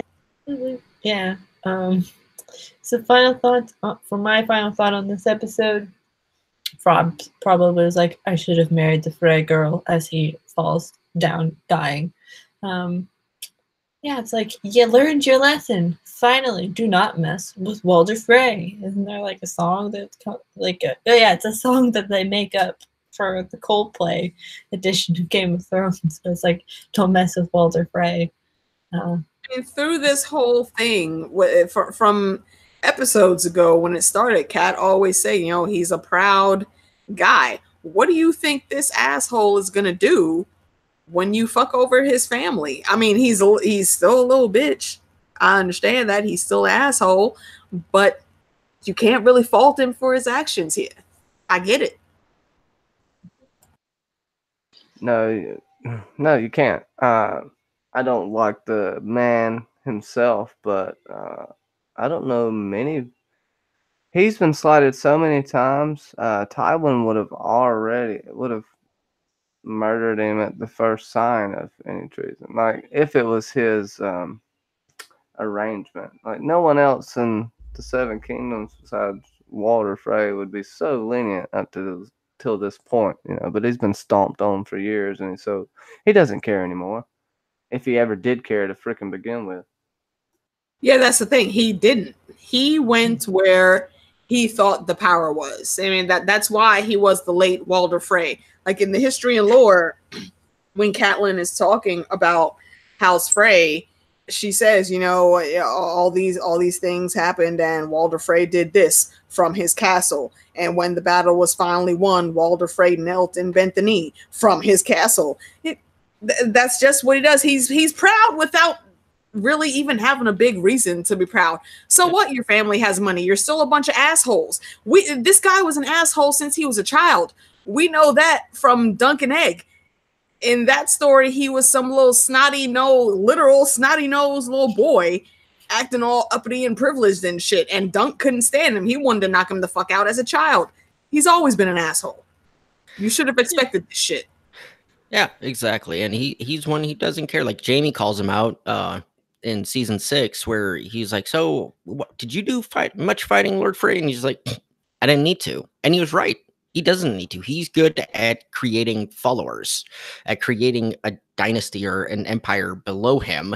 So he doesn't have to fight. He can just, here, somebody else do the fighting. Tywin doesn't fight. We've never seen Tywin fight, but Tywin's the greatest military leader. Why isn't he was in battles though? He was great. And I'm not saying, I'm not equaling Walder to Tywin. I'm not trying to say that. I'm playing devil's advocate a bit on the Walder Frey side of it. He's a pussy.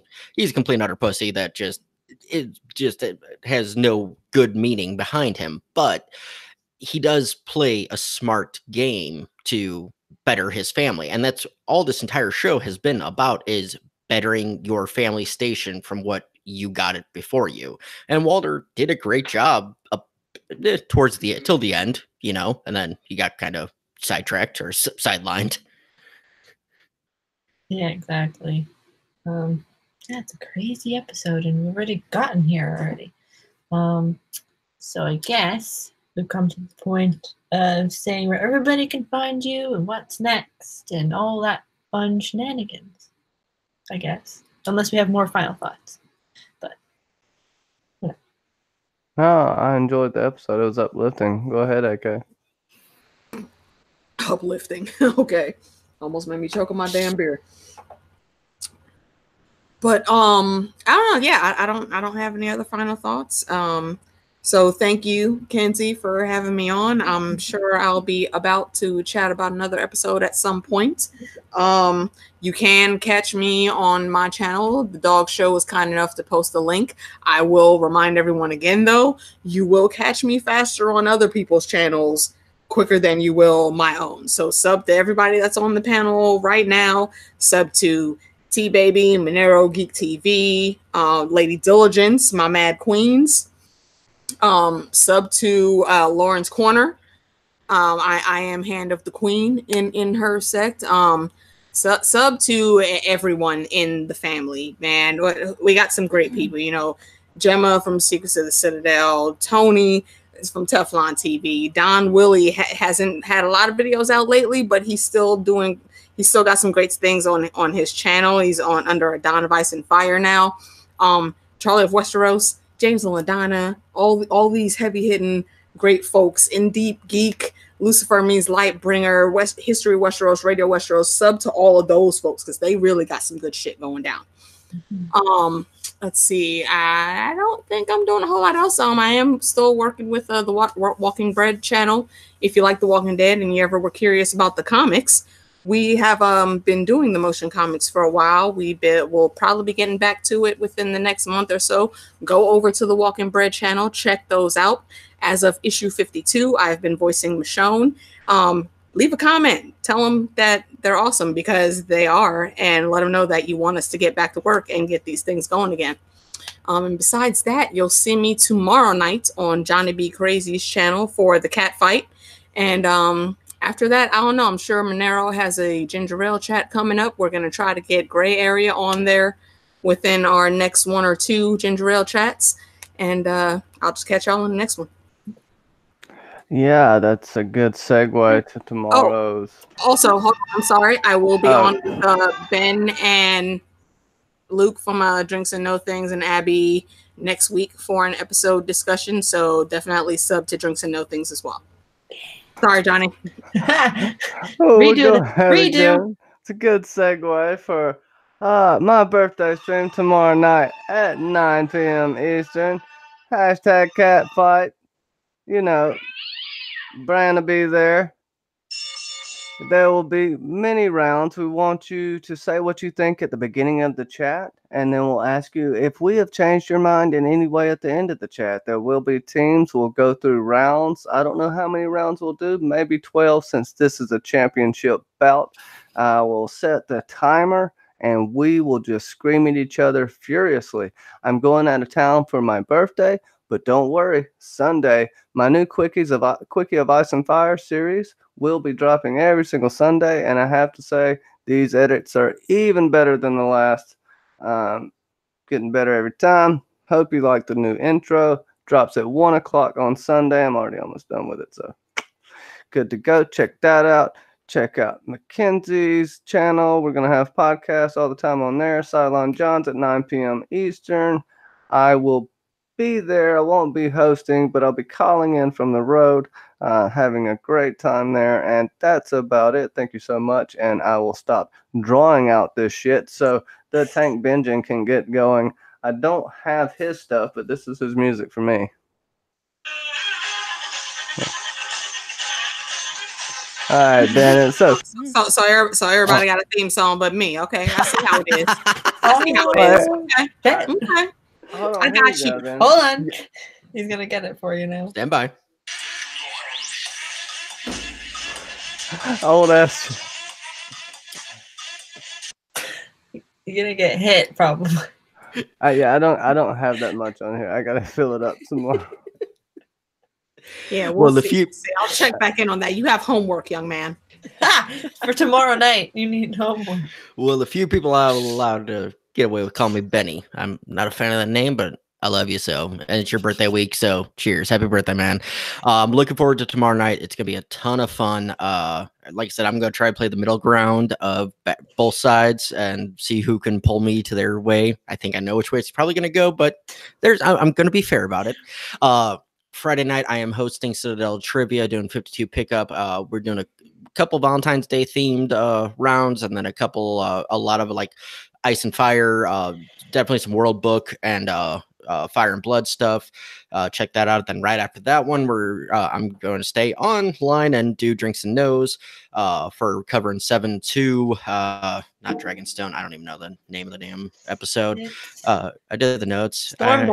Stormborn, yes. I was about to say, how you gonna not know the name of the episode and you're supposed to be telling me what's going on?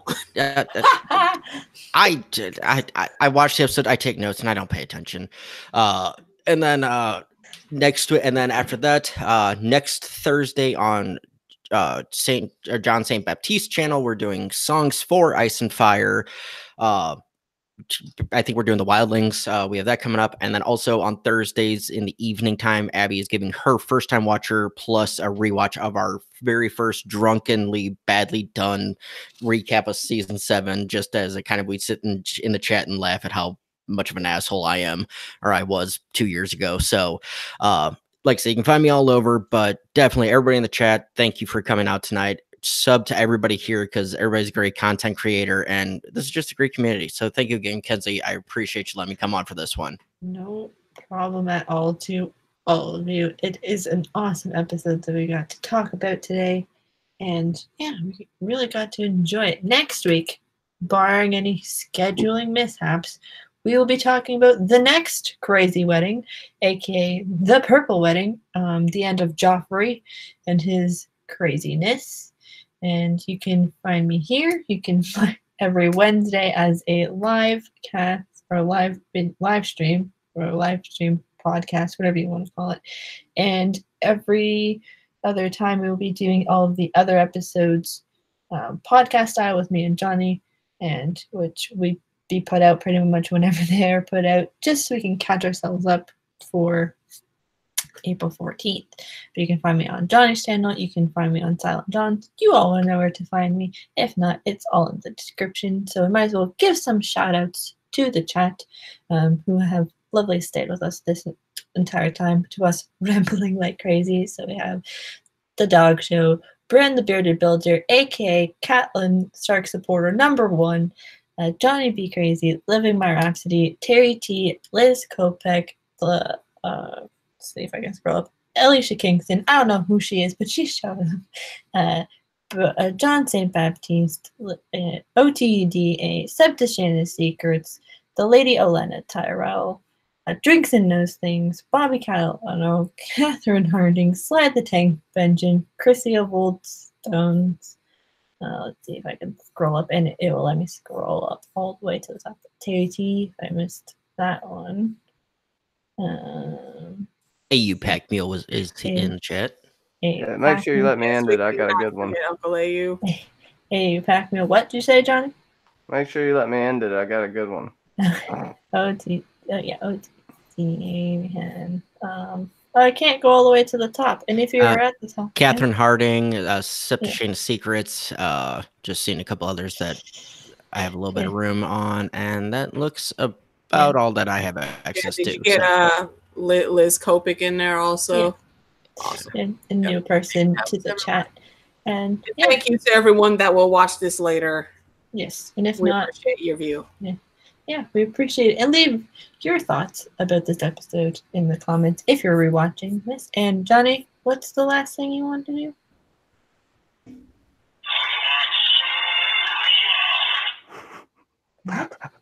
It didn't transfer through. Whatever. We'll just go with something horrible. We'll go with this one. Riding off in the sunset. Damn it! The other one was Transformers Autobots Rollout, but I gotta freaking get a less granny one. Sorry about that. Sorry about that. You know, beta test here.